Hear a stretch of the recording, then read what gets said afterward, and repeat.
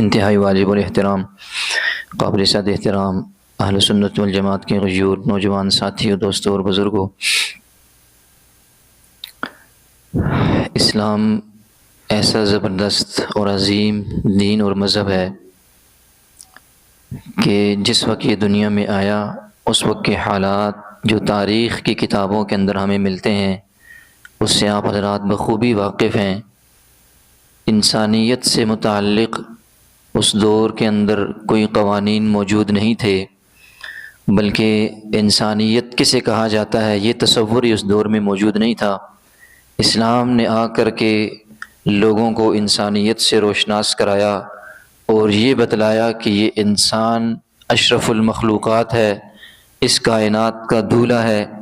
اس ساری کائنات میں اللہ نے جتنی بھی چیزیں بنائی ہیں، پیدا فرمائی ہیں، سب کے سب کو اللہ تعالیٰ نے اس ایک انسان کی خاطر پیدا فرمایا۔ اس ایک انسان کی خدمت میں ساری کائنات کو اللہ نے لگا دیا۔ تو انسانیت کا مقام اور مرتبہ یہ سرکار دو عالم صلی اللہ علیہ وسلم نے ہمیں سمجھایا۔ اسلام کے علاوہ اس دور کے اندر انسانیت کے ساتھ کیا ظلم اور بربادی کا معاملہ تھا وہ آپ حضرات پڑھتے رہتے ہیں۔ میں اسلام کا نقطہ نظر اس کا بھی ایک رخ آپ کے سامنے رکھتا ہوں کہ اسلام انسانیت کی فلاح اور بہبود کے لیے، انسانیت سے محبت کے لیے کتنے پیارے اصول، کتنی بہترین رہنمائی ہماری کرتا ہے، جو دنیا کا کوئی بھی جو ہے نا وہ تمدن ہو، تہذیب ہو، سوچ و فکر ہو، ہماری ایسی رہنمائی کوئی نہیں کر سکتا۔ اسلام کے اصولوں پر آج جن لوگوں کو ہم دیکھتے ہیں کہ وہ ترقی کی راہ پر گامزن ہیں یا جن کی اچھائیوں کے تذکرے ہم کرتے ہیں، ان میں بھی بنیادی طور پر اسلامی تہذیب و تمدن سے لیے گئے اصول ہیں جو آج ان کو کامیاب اور کامران بناتے ہیں۔ تو اصل سب کا منبع اور مرکز وہ اسلام ہے۔ تو سرکار دو عالم صلی اللہ علیہ وسلم کی بڑی مشہور حدیث کے اندر آتا ہے کہ اگر کوئی شخص کسی کی مصیبت کے اندر، کسی کی پریشانی میں، کسی کی سخت مسئلے کے اندر اس پر آسانی والا معاملہ کرتا ہے، اس کے ساتھ محبت والا، نرمی والا سلوک کرتا ہے، تو فرمایا کہ آپ اس کے ساتھ دنیا میں محبت کریں گے، دنیا میں اس کے اوپر آسانی کریں گے، نرمی کریں گے،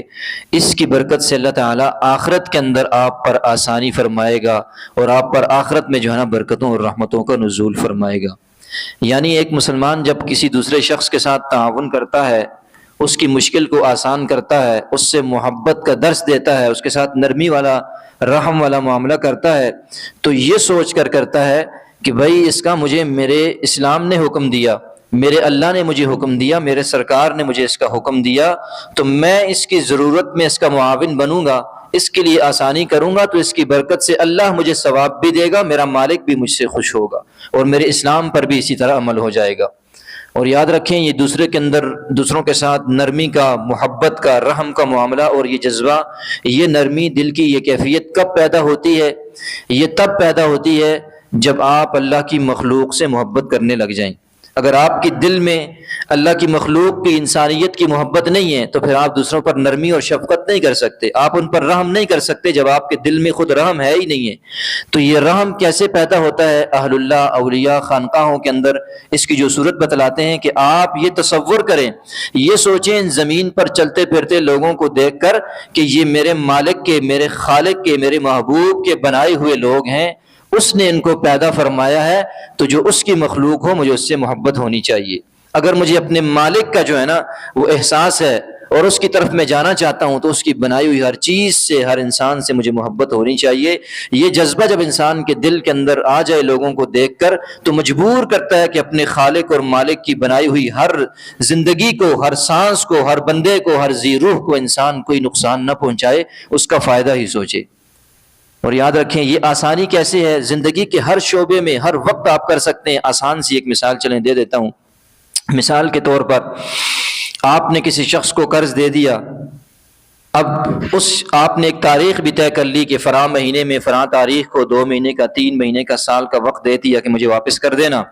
اب آپ اس وقت کے اوپر دیکھتے ہیں، میں آخر میں انشاءاللہ اس پر ایک روایت سنا دوں گا، ابھی صرف ایک مثال سمجھا رہا ہوں تاکہ آپ سمجھ جائیں کہ آسانی کیا ہوتی ہے۔ آپ نے دیکھا یار وقت پورا ہو گیا ہے، لیکن اب اس وقت کے پورا ہونے کے وقت آپ دیکھتے ہیں کہ اس شخص کے پاس آسانی نہیں ہے، مالی طور پر تنگی ہے، اس کے کچھ اور مسائل ہیں، اس کے حالات موافق نہیں ہیں، آپ اس کو سہولت دے دیں کہ قسطوں میں ادا کر دو، مؤخر کر دو، یا بالکل معاف کر دیں اس کے حالات کو دیکھ کر، اس کا اسلام ہمیں درس دیتا ہے۔ ورنہ قانونی طور پر، اخلاقی طور پر تو آپ کو حق ہے کہ آپ جو ہے نا اس سے وصول کرنے کا آپ دعویٰ بھی جو ہے نا عدالت کے اندر دائر کر سکتے ہیں کہ میں نے اس کو یہ رقم دی تھی، آپ کیس دائر کر سکتے ہیں کہ مجھے یہ رقم واپس دے، اس نے میرے ساتھ یہ معاہدہ کیا تھا۔ لیکن اسلام اس معاہدے سے بڑھ کر کے آپ کو اصول دیتا ہے کہ انسانیت کا لحاظ کریں اور اس شخص کو مہلت دیں، قسطوں میں وصول کریں، مؤخر کریں، یا بالکل اس کو معاف فرما دیں، معاف کر دیں۔ یہ اسلام کا بہترین نظام ہے، جو معاشرت کا بہترین اصول ہے، اسلام ہمیں سکھاتا ہے۔ اور یہ بھی ذہن نشین فرما لیجئے، بڑی مشہور حدیث ہے کہ اس پر اللہ ہمیں دیتے کیا ہیں۔ ہم انسانوں کے ساتھ اچھا سلوک کریں گے تو میں اس پر بات کو لے آتا ہوں، چلے کہ اللہ ہمیں کیا عطا فرمائیں گے۔ اسلام انسانیت کا تھوڑا سا لحاظ کرنے پر کتنا خیال، اللہ کی مخلوق کا تھوڑا سا آپ لحاظ کر لیں، رحم والا، نرمی والا، محبت والا معاملہ کر لیں، تو اسلام ہمیں اس کے مقابلے میں ہمیں دے گا کیا؟ تو صحیح بخاری کی بڑی مشہور روایت ہے، اکثر ہم سنتے ہیں، سرکار نے فرمایا تھا صلی اللہ علیہ وسلم کہ ایک فاحشہ عورت تھی پچھلی امتوں کے اندر، آپ نے بہت دفعہ سنا ہوگا، فاحشہ عورت تھی، زندگی میں برے کام کیے، اچھا کام کیا کوئی نہیں، اور کہا کہ ان برائی کے کاموں کی وجہ سے اللہ کے ہاں مبعوث تھی اور بری تھی، برے اعمال تھے۔ تو فرمایا راستے میں گزر رہی تھی، دیکھا کہ ایک کتا جو ہے نا وہ پیاس کی شدت اس کے اوپر اتنی ہے کہ اپنی زبان باہر نکالی ہے اور مٹی چاٹ رہا ہے۔ اس عورت نے دیکھ لیا، دل کے اندر رحم آ گیا، اب دیکھیں جانور ہے، کتا ہے، اس کے اوپر رحم آ گیا، چمڑے کا اپنا موزہ اتارا اور کنویں کے اندر اتر کر اس کے لیے پانی نکالا، اس کتے کو پلا دیا۔ تو فرمایا حدیث کے اندر آتا ہے کہ اس کتے کی اس پانی پلانے پر اللہ نے اس عورت کی بخشش اور مغفرت فرما دی۔ اسی طرح حضرت مفتی شفیع صاحب رحمۃ اللہ تعالی نے اس واقعے کو نقل فرمایا کہ ڈاکٹر عبد الحی حی عارفی رحمۃ اللہ تعالی علیہ ان سے متعلق کہ انہوں نے یہ واقعہ سنایا کہ بہت بڑے محدث تھے، اس بات کو میں کھول رہا ہوں، آپ کے ذہنوں میں بیٹھ جانی چاہیے، اور کتنی زبردست اسلام ہمیں تعلیم دیتا ہے کہ محبت کا کیسا درس دیتا ہے کہ اس ایک عالم، ایک بہت بڑے محدث تھے، فقیہ تھے، ساری زندگی درس و تدریس میں لوگوں کو اسلام کے سمجھانے میں، پڑھانے میں، قرآن اور سنت سمجھانے میں، حدیث کی تعلیم میں گزر گئی، حدیث کی تصنیف کے اندر گزر گئی، فوت ہو گئے۔ کسی نے خواب کے اندر دیکھا کہ اور پوچھا کہ اللہ نے آپ کے ساتھ کیا معاملہ فرمایا؟ تو کہا اللہ نے میری بخشش فرما دی۔ تو کہا کہ خواب میں جس نے دیکھا اس نے کہا کہ بالکل آپ کی تو مغفرت ہونی تھی، زندگی میں اتنے نیک کام کیے، ساری زندگی نیک تعلیمات پر گزار دی، قرآن اور حدیث کی، سنت کی تعلیم کے فروغ میں لگے رہے، انسانیت کا رشتہ اللہ کے ساتھ جوڑتے رہے، لکھتے رہے اللہ اور اللہ کے رسول سے، اسلام سے متعلق، تو آپ کی تو بخشش ہونی تھی، اللہ نے آپ کے معاملے کو تو قبول فرمانا ہی تھا۔ کہا نہیں، اللہ نے میری ساری زندگی کی سارے معاملات جتنے میں نے دین اور اسلام کے لیے خدمتیں کی تھی وہ سب کے سب ایک جانب رکھ دیے۔ فرمایا ایک جانب جب رکھ دیے تو پھر مغفرت اور بخشش کس بات پر ہوگی؟ کہا صرف زندگی کا ایک واقعہ چھوٹا سا اللہ نے اس بات پر میری بخشش فرما دی۔ وہ کیا تھا؟ کہا کہ ایک بار میں اپنے قلم سے دوات کے اندر سے روشنائی لگا کر کے لکھ رہا تھا، تو میں نے جیسے ہی روشنائی دوات سے قلم پر لگائی، اٹھایا تو اس قلم پر آ کر کے ایک مکھی بیٹھ گئی، اور وہ مکھی جو ہے نا اس روشنائی کو چوسنے لگی اور اس سے سیراب ہونے لگی۔ تو میں نے یہ سوچ کر اپنے قلم کو ہلایا نہیں اور اس کو اڑایا نہیں کہ یار اس کو پیاس لگی ہے، یہ اپنی پیاس بجھا لے، میں دوبارہ روشنائی لگا کر کے پھر لکھ لوں گا۔ تو فرمایا کہ اس مکھی کے اوپر رحم کرنا اور مکھی کی پیاس کا خیال رکھنا میرے اللہ کو اتنا پسند آ گیا کہ ساری زندگی کی عبادات، ساری زندگی کے اعمال، ساری زندگی لوگوں کو اللہ سے جوڑنا اللہ نے ایک طرف رکھ دیا، اور اللہ نے اس مکھی جیسی حقیر مخلوق کو اس پر رحم کرنے کی برکت سے اللہ نے میری بخشش فرما دی۔ تو آپ تصور کریں کہ اسلام جہاں جانوروں کے اور مکھیوں کے اور فاحشہ عورت کے کتوں کو پانی پلانے پر اتنا بڑا جنت اللہ عطا فرما دیتے ہیں، تو آپ جب اس کی بنائی ہوئی بہترین مخلوق انسانیت کا لحاظ کریں، انسانوں کی بھلائی کا تصور لے کر کے میدان میں آئے، تو اسلام آپ کے ساتھ کیسا بہترین اللہ تعالیٰ معاملہ فرمائیں گے۔ اور یہاں پر یہ میں جو اکثر آپ حضرات کے سامنے عرض کرتا رہتا ہوں، یہی وہ پوائنٹ ہے، پوائنٹ آف ویو کی وہی تبدیلی ہے کہ ہم اپنے سوچ و فکر کے نظریات کو ذرا سا بدلاؤ بھی اس کے اندر لائیں، کہ صرف اسلام کو لا کر کے ایک شعبے میں بند کر دینا اور اسلام کے عالمی تصور کو محدود کر کے ساری زندگی کے شعبوں سے ہٹا کر کے بس یہ سمجھ لینا کہ یہ جو گیٹ اپ ہے ہمارا پگڑی اور داڑھی اور سنت کے مطابق سنت کے قریب لباس کو پہن لینا، اور عبادات جو ہماری مسجد کے اندر کی عبادات ہیں انفرادی، ان پر صرف اکتفا کر لینا اور دنیا کے سارے شعبوں کو بھول جانا، تو یاد رکھیں اسلام اس کا داعی نہیں ہے۔ کہ اگر ہوتا تو یہ مثالیں جو حدیث میں بہت ساری اور بھی ہیں، یہ ہمیں کبھی نہ ملتی۔ تو ہم نے اپنے دین کے تصور کو محدود کر دیا۔ دین کا تصور بہت وسیع ہے، کہ فرمایا کہ آپ راستے سے کسی جو ہے نا کانٹے دار چیز کو ہٹا دیں، کسی ایسی چیز کو جو لوگوں کو پریشانی کے اندر مبتلا کر رہی ہو، اس پر بھی اللہ آپ کو اجر فرماتے ہیں، من المعروف، یہ بھی نیکیوں میں سے نیکی ہے۔ تو اسلام تو اتنا بہترین تصور دیتا ہے۔ اسی طرح ایک اور متفق علیہ روایت ہے، اس کے اندر آتا ہے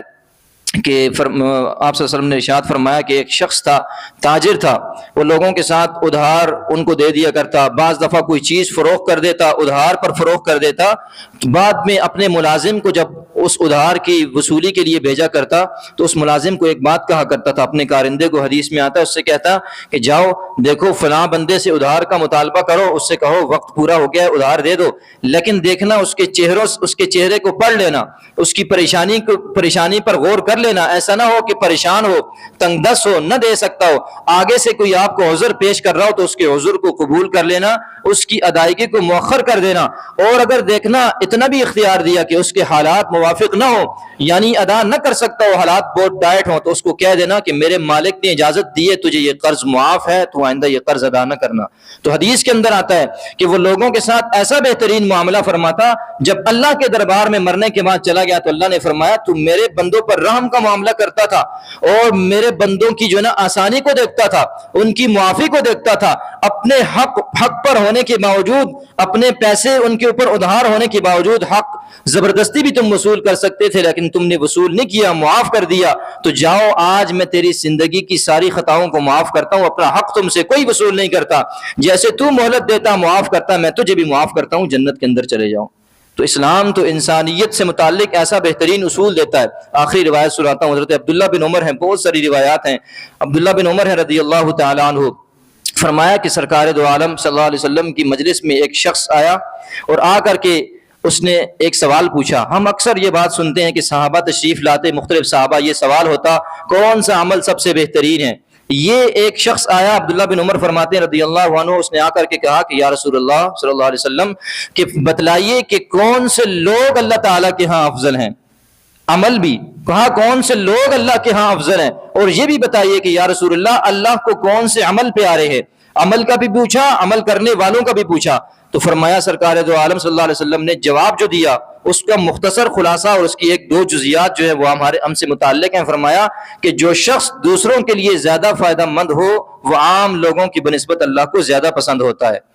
اور فرمایا کہ اے میرے صحابہ جو مجلس میں بیٹھے تھے، ان سے سرکار نے عرض کیا کہ میرے صحابہ دیکھو، مجھے یہ بات زیادہ پسند ہے، میں اس بات کو زیادہ پسند کرتا ہوں کہ میں ایک شخص میرے پاس آئے، مجھے کہے میری کوئی ضرورت ہے، تو میں اس کے ساتھ یہاں سے مسجد نبوی سے چل کر باہر نکل پڑوں اس کی ضرورت کو پورا کرنے کے لیے، اس کے مسئلے کو حل کرنے کے لیے۔ فرمائے مجھے اتنی پسند ہے، یہ بات اتنی پسند ہے کسی ضرورت مند کی ضرورت کو پورا کرنا کہ میں مسجد نبوی میں 1 مہینہ اعتکاف بیٹھا رہوں، اس پر جو اللہ مجھے اجر دیتے ہیں، جو مجھے خوشی ہوگی، وہ مجھے ایک شخص کی ضرورت کو پورا کرنے سے کسی شخص کی ضرورت کو پورا کرنا اس سے کہیں زیادہ ہے۔ اور آپ تصور کریں کہ یہ بھی ایک تصور ہے اسلام کا کہ دیکھیں آپ عام مسجد کے اندر جب آپ اعتکاف بیٹھتے ہیں تو آپ کو 1 دن کے اعتکاف کے اوپر 3 خندقیں جہنم سے دور کیے جاتا ہے، اور ان 3 خندقوں کا فاصلہ زمین اور آسمان ہے، جہاں آپ پورا 1 مہینہ، اور مسجد نبوی میں جہاں 1 نماز 1000 نمازوں کے برابر، اور پھر مسجد حرام میں 1 نماز 1,00,000 نمازوں کے برابر، وہاں مسجد نبوی میں اس کے ثواب اور اجر کا کیا مقام اور مرتبہ ہوگا؟ سرکار نے فرمایا نہیں، 1 مہینے کا اعتکاف میری مسجد نبوی میں ایک جانب، لیکن ایک شخص کی ضرورت ایک وقت میں جا کر اس کے ساتھ پوری کر لینا، اس کا ثواب اس سے بھی کہیں زیادہ ہے، مجھے زیادہ پسندیدہ ہے۔ تو اسلام اس قدر محبت کی اور تعاون کی اور دوسروں کے ساتھ نرمی برتنے کی، رحم کرنے کی، ان کی ضروریات کو پورا کرنے کی طرف ہمیں راغب کرتا ہے۔ اور آخری جملہ اس حدیث کا ارشاد فرمایا سرکار نے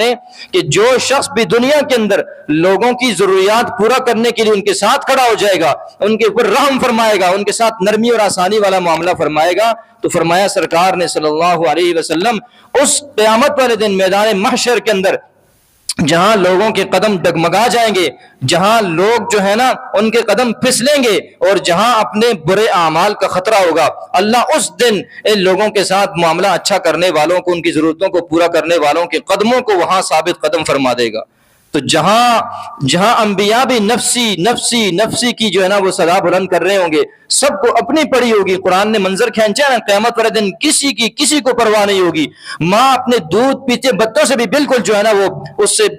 اظہار بیزاری کا کر دے گی۔ تو وہاں پر جو ہے نا اللہ ایک انسان کے قدموں کو ثابت قدم فرما دے، اور بڑھ کر اس سے ہمیں کیا چاہیے؟ تو اسلام کا یہ حسین تصور، اسلام کا یہ بہترین تصور کہ لوگوں کے ساتھ محبت کرنا، اور لوگوں کی ضروریات کو پورا کرنا، اور انسانیت کی فلاح اور بہبود کے لیے کام کرنا، اور لوگوں کی ضروریات میں ان کا معاون بننا، یہ اسلام کا پورا ایک شعبہ ہے۔ جیسے نماز اور روزے کا، حج کا، زکوٰۃ کا، اعمال کا ایک پورا شعبہ ہے، لوگوں کے ساتھ تعاون کرنے کا بھی ایک پورا شعبہ ہے۔ اسلام بہترین ترین ترغیب دیتا ہے، بلکہ اس پر جنت ہمیں عطا کرنے کے واقعات بھی سناتا ہے۔ تو اللہ تعالیٰ ہمیں دوسروں کے ساتھ احسان کرنے کی، ان کی ضروریات کو پورا کرنے کی، ان کے ساتھ اپنے آپ کو ان کے لیے پیش کرنے کے لیے قربانی دینے کی اللہ ہمیں توفیق اور جذبہ عطا فرمائے۔ وما علیہ الا البلاغ المبین۔